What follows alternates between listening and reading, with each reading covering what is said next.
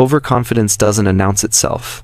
It doesn't come with flashing red lights or a voice in your head screaming that you're about to blow your account. It's subtle, creeping in slowly after a series of wins. You start small.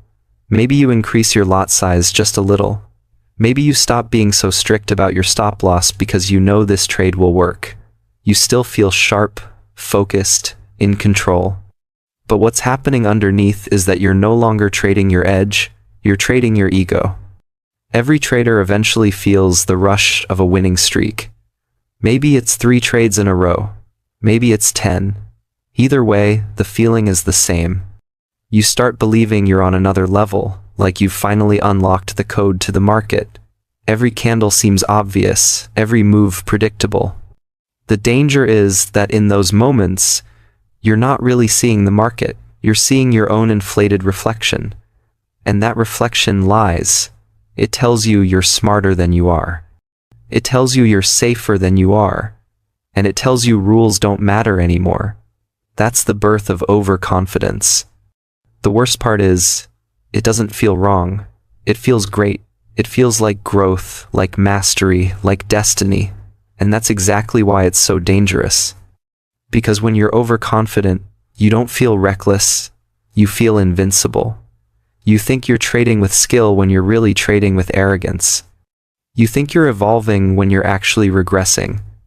By the time you realize what's happening, it's usually because you've taken a hit so big it wakes you up. For many traders, that wake-up call comes too late. Think about how many times traders blow their accounts after a period of success. It's almost a cliché. They start strong, build up their balance, feel on top of the world, and then one trade or one bad week wipes them out. That's not coincidence. That's the exact pattern of overconfidence playing out. The early wins create the illusion of control, and the trader starts believing the market bends to their will. But the market doesn't bend to anyone. It doesn't care how many wins you've stacked up or how sharp your analysis has been. The moment you underestimate it, it humbles you. Confidence is supposed to be about trust in your process. True confidence is saying, I know my edge, I've tested it, I've proven it, and I trust myself to follow it. Overconfidence is something else entirely. It says, I don't need the rules anymore, I don't need discipline, I can just feel where the market is going. That shift is subtle but deadly. Because the moment you stop respecting risk, the market takes everything from you. What makes overconfidence so tricky is that it often wears the same mask as growth. You win more, you feel good, you think you're improving, and in a sense, you are. Confidence is part of growth. But unchecked, it turns into blind spots. You start ignoring signals that contradict your bias. You start holding losers longer than you should because you know they'll turn around. You start risking double or triple your normal size because your last trades went so well. And each time you do it, you're stepping further away from discipline and closer to disaster. The psychology behind this is simple. The human brain is wired to overestimate its abilities after success. It's called the illusion of superiority. You win a few trades and your brain says, see? You're smarter than the rest. You've figured it out. It's a survival mechanism, an ancient confidence boost that might have helped our ancestors hunt better or fight harder. But in trading, it's poison. Because the market doesn't care about your last win. It doesn't care about your streak. Each trade is independent. Each risk is fresh. Your last win has no bearing on your next outcome, but overconfidence tricks you into believing it does. Before we dive deeper, let me ask you this. Are you struggling with fear, doubt, or overtrading? The truth is, most traders don't fail because of bad strategies. They fail because of bad psychology. That's why I created my ebook, Master Your Mind, Master Your Trades. It's packed with practical steps to control your emotions, stay disciplined, and trade like a pro. If you're ready to take your trading to the next level, check the link in the description and pinned comment, and grab your copy today. Now let's continue. Confidence builds consistency. Overconfidence destroys it. That's the thin line. Every trader must learn to walk it carefully. The line is so thin because the behaviors look almost identical. A confident trader adds to their position according to a tested rule. An overconfident trader adds just because they feel right. A confident trader holds their winners according to their plan. An overconfident trader holds because they can't imagine being wrong. The actions look similar, but the intentions are different. And in trading, intention matters more than anything. What's heartbreaking is how many traders could have survived and thrived if they had recognized when confidence was turning into overconfidence. Instead, they only see it in hindsight. They look back and realize that the mistakes that blew their account weren't born out of ignorance but out of arrogance. They knew better. They just didn't listen. And that's what makes overconfidence such a silent killer. It doesn't make you feel foolish while it's happening. It makes you feel brilliant. To stop this from happening, traders need self-awareness. You have to constantly check yourself, question yourself, and be brutally honest about your motives. Why am I taking this trade?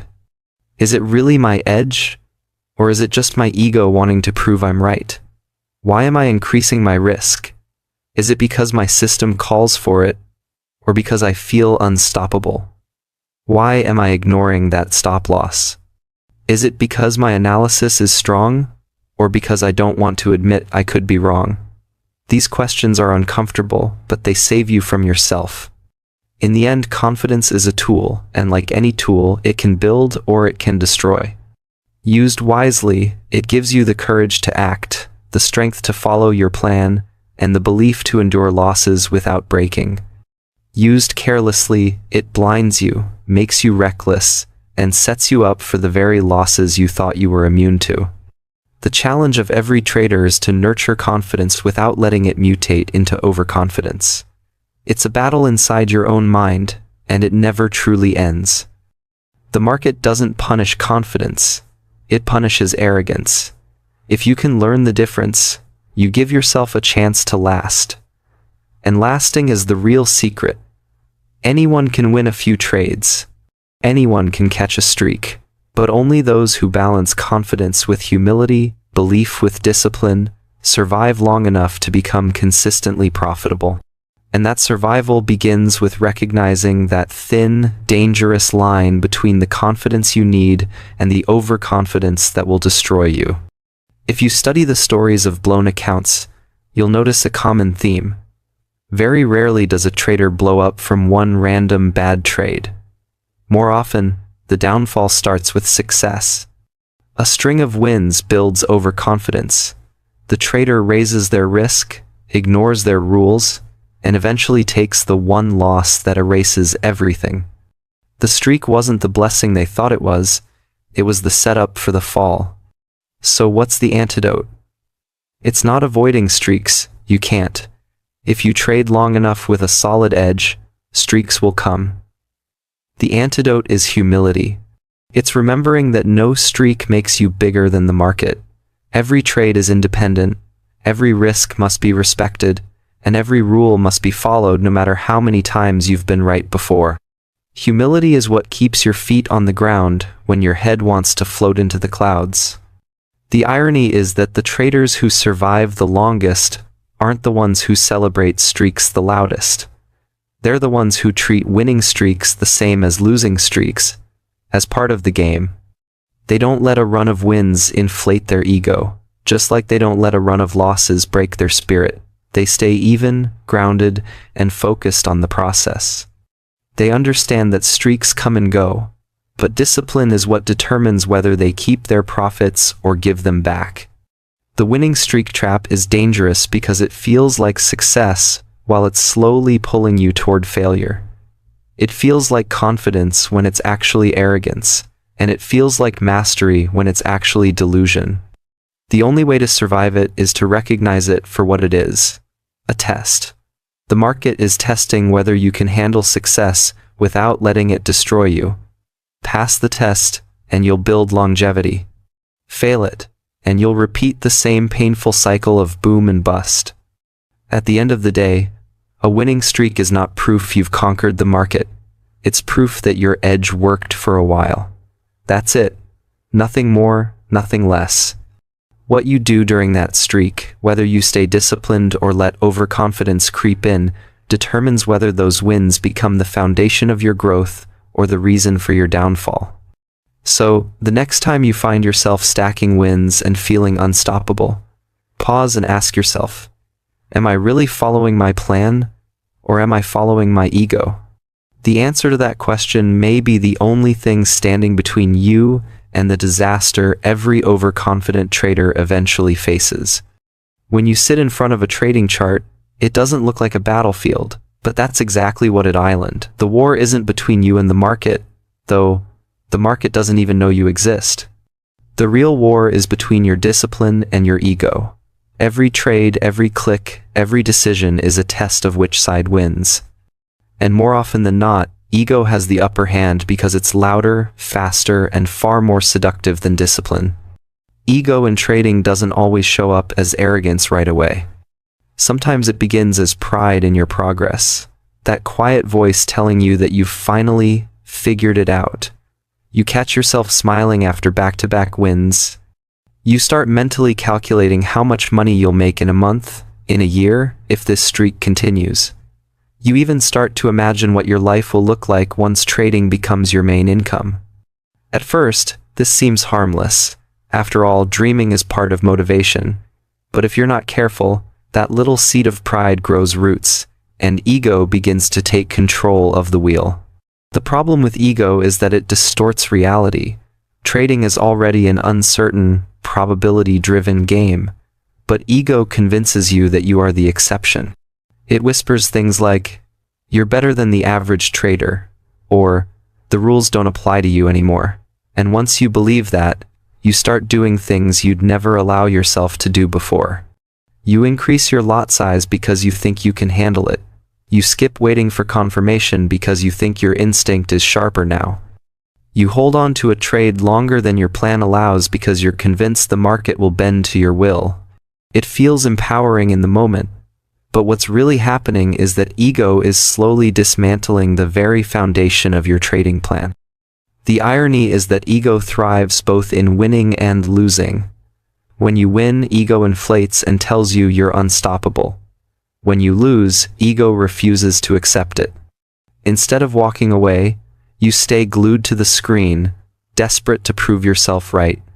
You tell yourself the market made a mistake, that your analysis was sound, and if you just try again with a bigger position, you'll recover.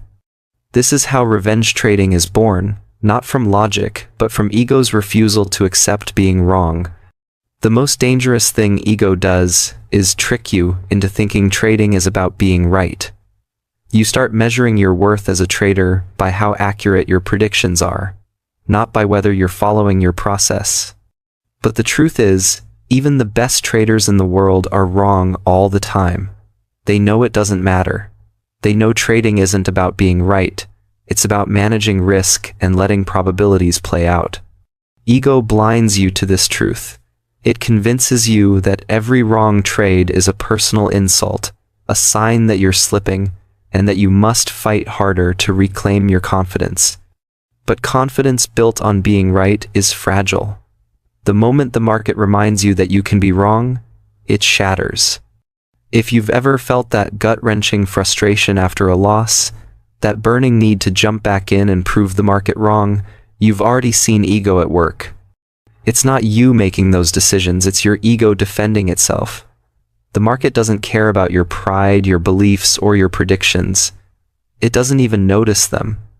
But ego makes you believe the market is against you personally, that every move is about proving you wrong. And once you start trading from that mindset, you've lost before you even click the button. Many traders don't realize that ego is what keeps them stuck in cycles. They'll have months of growth, followed by one catastrophic blow-up. They'll promise themselves they won't do it again, and for a while they'll stay disciplined. But the moment they get comfortable, ego sneaks back in. It tells them they're safe now, that they've evolved past the mistakes of the past, and that they can afford to bend the rules just a little. That just once is all ego needs to reset the cycle. It only takes one oversized trade, one stubborn refusal to cut a loss, one emotional decision to undo months of steady progress. The most brutal thing about ego is that it disguises itself as confidence. It doesn't announce itself as arrogance. You rarely sit down and think, "I'm going to let my ego control me today." Instead, it comes across as certainty, as belief in yourself. That's why it's so hard to detect. You think you're just trusting your experience, when really you're abandoning your system. You think you're being decisive, when really you're being reckless. You think you're showing confidence, when really you're inflating your ego at the cost of your capital. So how do you fight something that hides in plain sight? The answer isn't to eliminate ego. You can't.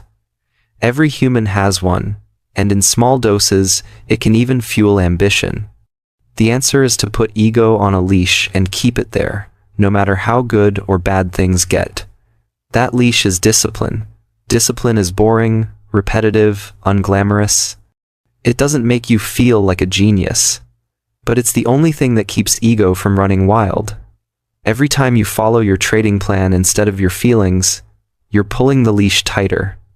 Every time you stick to your stop loss, you're telling ego it doesn't get to make the decisions. Every time you close the platform after hitting your daily target, you're proving to yourself that discipline, not ego, is the real driver of long-term success. The traders who succeed are not the ones who never feel ego rise. They're the ones who recognize it and refuse to obey it. They know the moment they start to feel invincible, they're actually vulnerable. They know that when the voice in their head says, "You don't need to wait for confirmation this time," that's not wisdom speaking, it's ego looking for a way back in. They know that ego will always try to convince them they're different, they're special, they're in control. But they also know the truth. No one is bigger than the market. If you think about it, the market is the ultimate ego destroyer. It doesn't care who you are, how many followers you have, how many winning trades you've stacked, or how smart you think you are. The second you let ego dictate your actions, the market will remind you exactly where you stand. It's not personal, it's just how the game works. The faster you learn that lesson, the faster you start trading like a professional. Ego is the silent killer of traders, not because it makes them bad analysts, but because it makes them forget the simple truth that analysis means nothing without discipline. It makes them chase being right instead of being consistent. It makes them see trading as a fight for their pride instead of a game of probabilities. And the longer they let ego drive, the harder it is to take back control. At some point in your trading journey, you'll face the moment where ego and discipline collide. It might be after your biggest win, when you feel unstoppable. It might be after your worst loss, when you feel desperate to recover. In that moment, your decision will define your future. Do you give in to ego and gamble, or do you hold your ground and let discipline lead? That single choice, repeated over and over across months and years, is what separates the traders who make it from the traders who vanish. So ask yourself, who's really behind the screen when you're trading? Your disciplined self or your ego in disguise? The answer will determine whether your trading journey becomes a story of steady growth or a cycle of painful lessons repeated again and again. Confidence is one of the most essential traits a trader can have. Without it, you hesitate at every opportunity, second-guess your analysis, and miss trades that could have been winners. Confidence is what allows you to click buy or sell and trust your preparation. But here's the paradox. The very thing that makes you strong can also be the thing that destroys you if you let it grow unchecked. Confidence becomes overconfidence the moment it crosses the invisible line between trust in your process and belief that you are invincible. And the market has a cruel way of exposing that difference. Every trader remembers the first time they felt unstoppable. It might have been a week where every trade seemed to go their way, or a month where their account balance grew faster than ever. During those times, something shifts internally. You stop fearing losses, you stop doubting your analysis. At first, this feels like a breakthrough, like you've finally unlocked the mindset of a professional trader. But the danger is subtle. Because when confidence expands too far, it no longer looks like confidence, it becomes overconfidence. And overconfidence is nothing more than ego dressed in confidence's clothing. The problem with overconfidence is that it erodes caution. A confident trader respects risk management because they know markets are unpredictable. An overconfident trader ignores it because they believe they've transcended uncertainty. A confident trader takes setups within their strategy. An overconfident trader creates setups out of thin air because they believe their intuition is enough. A confident trader sees a loss as part of the process. An overconfident trader sees a loss as an insult, a mistake that needs immediate correction. The behaviors look small at first, slightly bigger positions, slightly looser stops, slightly quicker entries, but those small cracks eventually break the entire foundation. Think about what happens when you get on a winning streak. The rational part of you knows that even a strong strategy comes with losses. You remind yourself that no one wins forever. But the emotional part of you begins to build a different story. You start telling yourself that maybe this time is different. Maybe you've reached a new level. You start justifying risky behavior because your past few results have been so good. You tell yourself, why not double the position size? I can afford it. Look at how well I've been trading. You forget that the market is always capable of reversing in an instant, and you give yourself permission to gamble. That's overconfidence. It doesn't announce itself with arrogance. It sneaks in as false security. Overconfidence is especially dangerous because it feels good. Fear is uncomfortable. Doubt is uncomfortable. Overconfidence feels empowering. It makes you sit straighter in your chair, makes you believe in your analysis with more intensity, makes you feel like you finally control the market instead of just reacting to it. But that feeling is a trap. The moment you believe you control the market reminds you of its real power. And the fall from overconfidence to despair is always steep, because when you've convinced yourself you can't lose, one loss feels catastrophic. If you study the history of traders who blew up accounts or hedge funds that collapsed, you'll see overconfidence written in every story. Time and time again, the downfall wasn't ignorance, it was arrogance. These were people who understood the markets, who had experience and resources, but who let success convince them that the rules no longer applied. Overconfidence tricked them into thinking they could take on more risk, that they could predict the unpredictable, that their skill had grown beyond the need for discipline. And the market punished them, as it always does. One of the hardest lessons for traders to learn is that success doesn't make you safer. In fact, it often makes you more vulnerable, because winning streaks soften your discipline. You don't feel the sting of losses, so you forget why you had rules in the first place. You stop double-checking your analysis. You stop respecting your stop-loss. You stop preparing as carefully as you once did. Slowly, without realizing it, you're replacing skill with arrogance. And by the time the losses return, you're already exposed. The truth is, confidence should always be tied to your process, not your results. A trader who ties confidence to wins and losses will always swing between extremes. When they win, they feel like masters of the market. When they lose, they spiral into doubt. But a trader who ties confidence to discipline doesn't care about one trade or one streak. Their confidence comes from knowing they followed their system, knowing they respected their rules, knowing they stayed consistent. That kind of confidence is unshakable, because it isn't built on fragile outcomes, it's built on actions they can control. The line between confidence and overconfidence is razor thin, and most traders don't notice when they cross it. The best way to detect it is to pay attention to your internal dialogue. If you catch yourself saying things like, "I can't lose today," or "this trade is guaranteed," or "I don't even need to wait for confirmation," those are red flags. That's not confidence. That's overconfidence speaking. Confidence says, "I trust my system." Overconfidence says, "I don't need my system anymore. One is sustainable, the other is deadly." Another way to spot overconfidence is to look at your risk tolerance. Are you suddenly increasing your lot sizes after a few wins?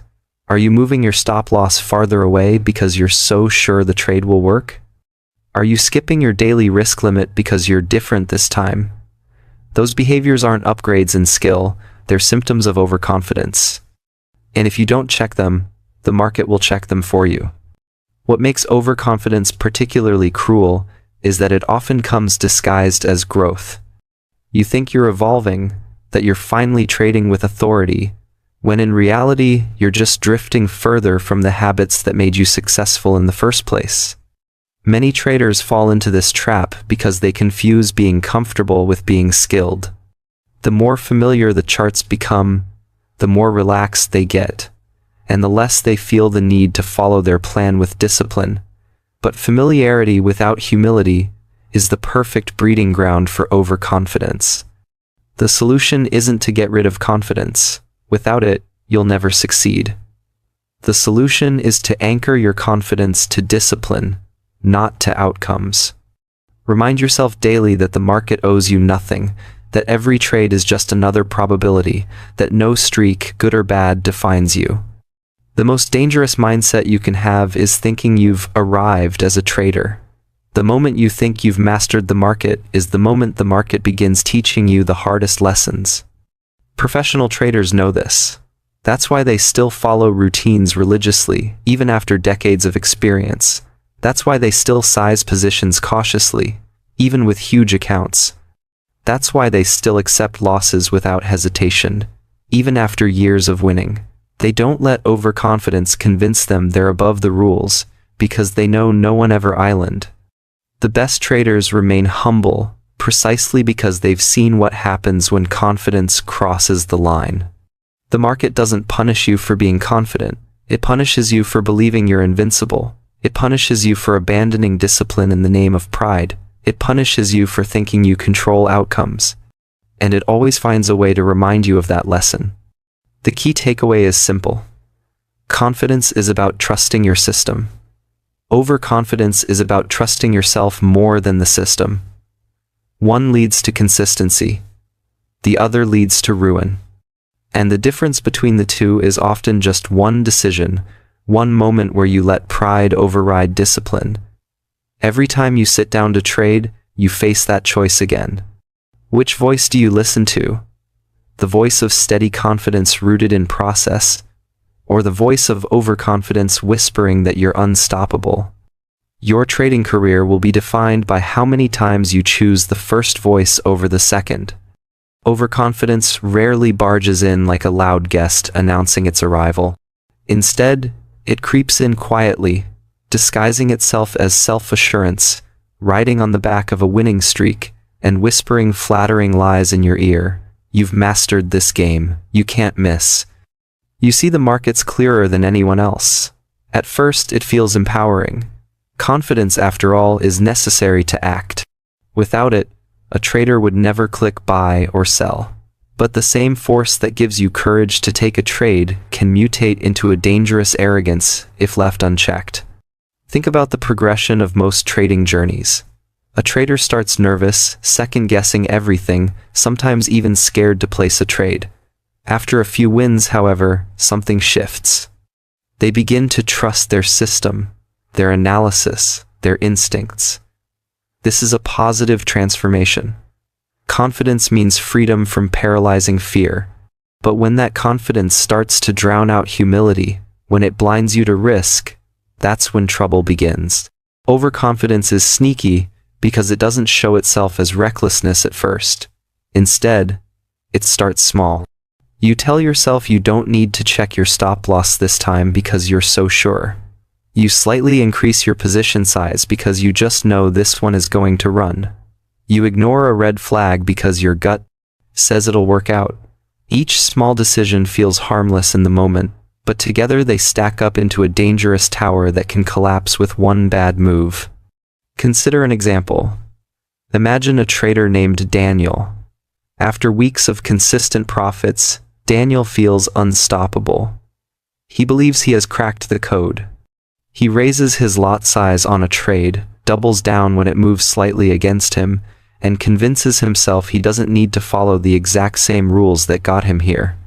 He believes the rules are for beginners, not for someone who understands the market like he does. At first, his riskier behavior pays off. That's the worst thing that can happen because it reinforces his overconfidence. But eventually, the market humbles him. A trade he couldn't lose wipes out a week of gains in a single night. Daniel is left wondering, how did this happen? I was on fire just yesterday. This is the brutal truth. Markets have no memory and no loyalty. They don't care about your last 10 trades. They don't care how confident you feel. Every trade is independent, and the fact that you were right before has no bearing on whether you'll be right again. But overconfidence tricks you into believing otherwise. Another danger of overconfidence is that it blurs the line between skill and luck. If you're not careful, you might start attributing every win to your brilliance, even when favorable randomness played a part. A trader who mistakes luck for skill is setting themselves up for disaster. The illusion of control is intoxicating, but it's an illusion nonetheless. The antidote to overconfidence isn't to lose confidence altogether. The goal is balance. Confidence tempered by humility. True professionals trust their abilities, but they also respect the market enough to know they can be wrong at any moment. They act with conviction, but also with caution. They know that one of the most powerful positions a trader can have is admitting, I don't know what will happen next, but I do know how I will respond. Maintaining this mindset requires discipline. It means sticking to your trading plan even when you feel like you've outgrown it. It means setting stop losses and respecting them every time, no matter how obvious the trade looks. It means resisting the urge to size up aggressively after a winning streak, and reminding yourself that markets are unpredictable and ruthless when you get careless. Ultimately, overconfidence is just another mask for fear. The fear of losing, the fear of being wrong, the fear of being ordinary.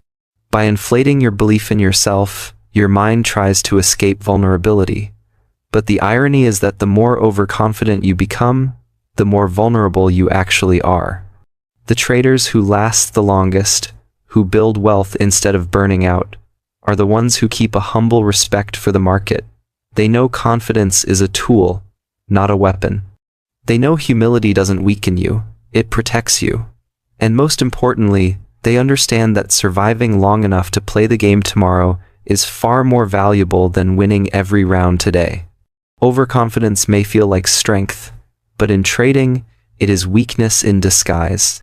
True strength is steady, disciplined confidence, anchored by humility, guarded by risk management, and never blinded by ego.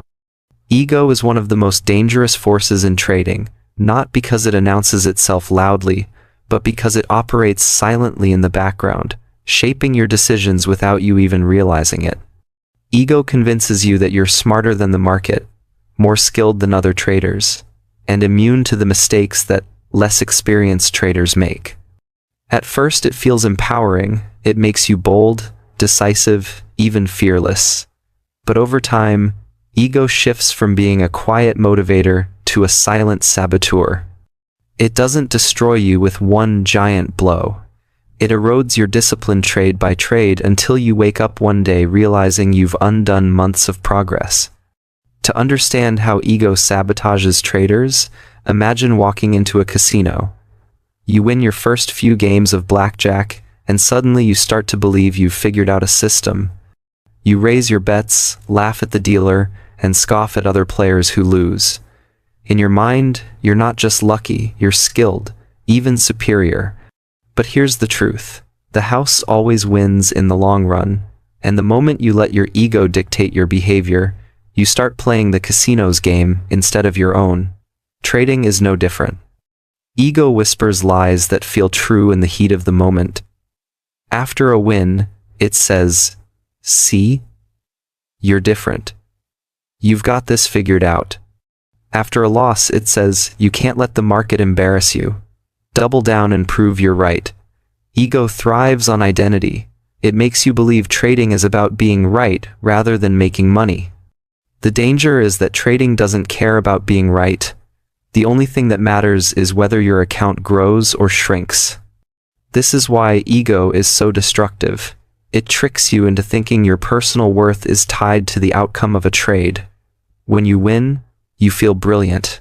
When you lose, you feel like a failure. And because the market is unpredictable, this emotional roller coaster drains your energy, clouds your judgment, and eventually pushes you into reckless decisions. Think about the trader who refuses to close a losing trade because doing so would mean admitting they were wrong. Ego makes it unbearable to accept loss, so instead, they hold on, hoping the market turns around. Sometimes it does, and the trader feels vindicated. But that victory only feeds the ego further, teaching it that stubbornness pays off. Then one day, the market doesn't turn around, and the trader watches helplessly as their account takes a devastating hit. It wasn't the market that destroyed them, it was their ego's refusal to accept reality. Another way ego sabotages traders is through comparison. The ego constantly wants validation. It makes you look at other traders' results on social media and think, why am I not making that much? Why didn't I catch that move? I should be doing better. This comparison game is toxic because it shifts your focus from your own process to someone else's highlight reel. Instead of following your plan, you start chasing trades out of jealousy or frustration. You abandon your edge in the pursuit of proving something, not to the market but to yourself and others. But here's the uncomfortable truth. The market doesn't care about you. It doesn't care if you feel like a genius, a loser, a fraud, or a champion.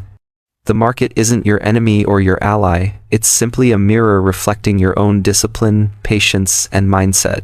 If you bring ego into that mirror, all you'll see are distorted versions of reality.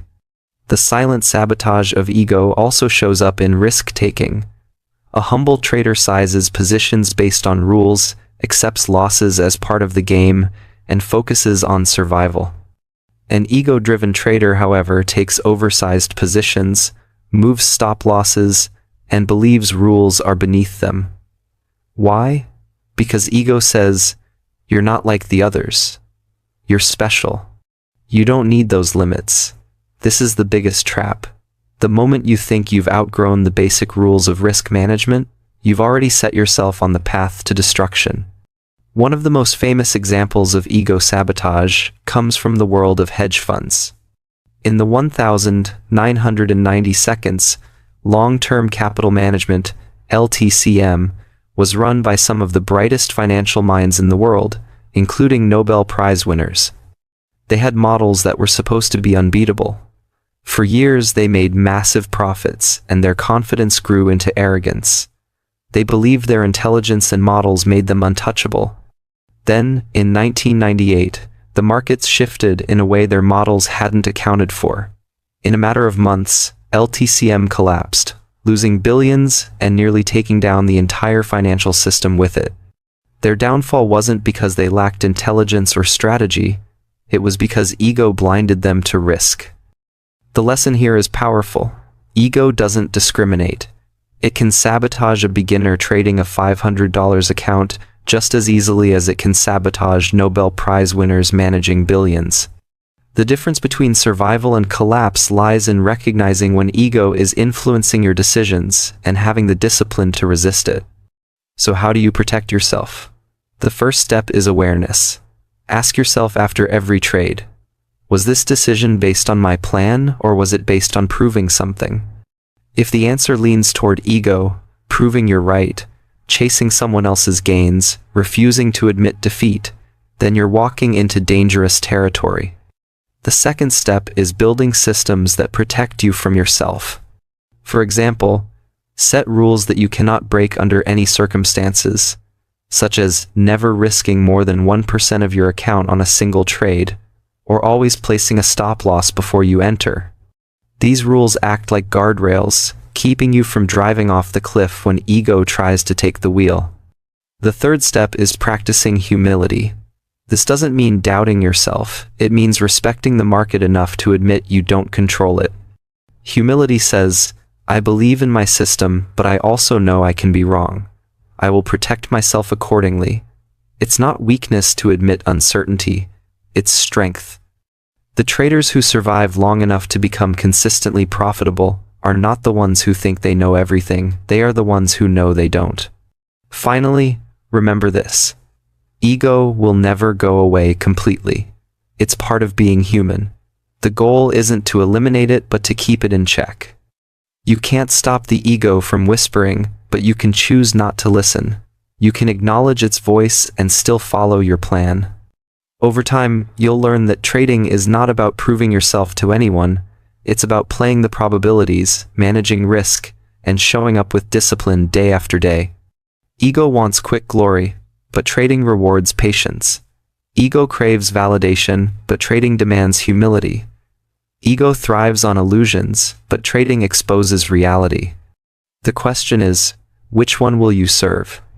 Because in the end, every blown account, every reckless decision, every devastating loss can usually be traced back to one culprit. Not the market, not the system, not the strategy, but the silent sabotage of ego. The journey of a trader is filled with paradoxes. You need confidence to act decisively, yet too much confidence becomes your undoing. You must trust your system, yet remain open to the reality that the market can humble you at any moment. You need discipline to follow rules, yet flexibility to adapt when the rules no longer fit. At the heart of all these paradoxes lies the thin line between mastery and madness.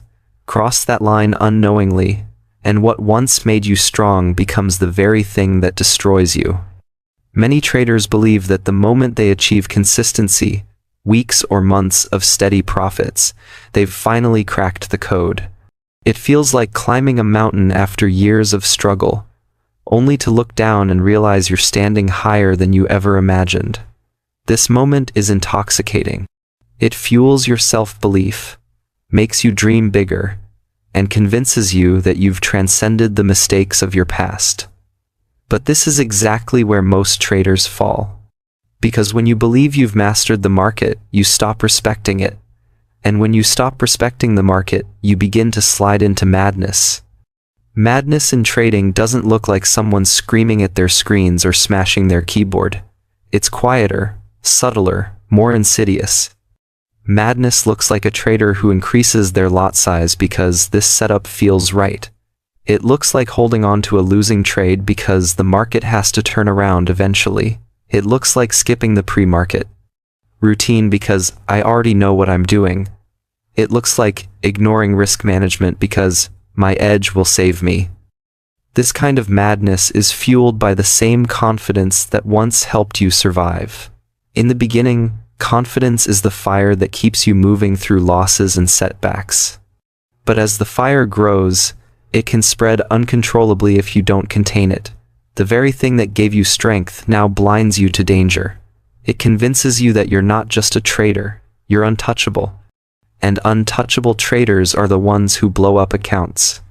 The line between mastery and madness is so thin because the behaviors look almost identical on the surface. The master and the overconfident trader both execute trades with conviction. Both trust their systems. Both believe in their edge. But the difference lies in how they respond when the market turns against them.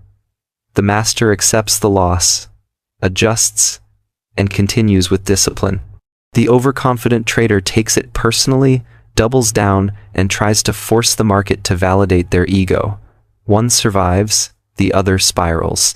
Consider the story of Jesse Livermore, one of the most legendary traders of the early 20th century. He made and lost several fortunes throughout his career. At times, his confidence seemed like genius. He predicted market crashes and earned millions when others were ruined. But his overconfidence was also his downfall. He believed he could outsmart the market indefinitely, and when things didn't go his way, he chased losses with reckless trades. Despite his brilliance, his life ended tragically, a reminder that even the greatest are not immune to the silent creep of madness. So how do you stay on the right side of that line? The answer lies not in eliminating confidence, but in grounding it. True mastery isn't about feeling invincible, it's about knowing your vulnerability and protecting yourself anyway. A master doesn't trust the market, they trust their process. A master doesn't crave being right, they crave consistency. A master doesn't seek glory from one big trade, they seek growth from thousands of disciplined ones. Mastery is boring. It doesn't feel like fireworks or adrenaline. It feels like showing up every day, doing the same preparation, following the same rules, managing risk the same way, and accepting that some days will be wins and others will be losses. Overconfidence hates boredom, it craves excitement. That's why many traders subconsciously sabotage themselves when things are going well. They start overtrading, chasing volatile setups, or experimenting with untested strategies just to feel alive again. But boredom is not your enemy in trading, it's your best friend. Because boredom is a sign that you're consistent, and consistency is the only true path to long-term profitability. This is why the final stage of a trader's growth is not about finding a magical strategy, but about mastering themselves. Every professional trader eventually learns that they are their own greatest opponent. The market doesn't beat you, you beat yourself through impatience, ego, and emotional impulses. The moment you stop treating trading like a battle against the charts, and start treating it as a battle against your own weaknesses, you step closer to mastery. And here's the final paradox. Mastery is not a destination. You don't wake up one day and suddenly become a master forever. Mastery is a practice, a state you must earn each day through discipline, humility, and awareness. The moment you think you've arrived, you've already stepped into overconfidence.